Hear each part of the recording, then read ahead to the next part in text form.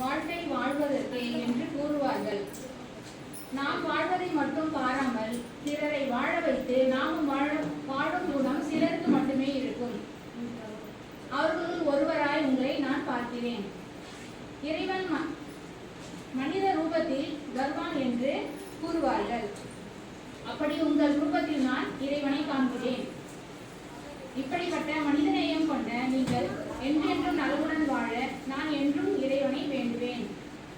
உங்களுக்கு இனிய பிறந்த நாள் நல்வாழ்த்துக்கள்.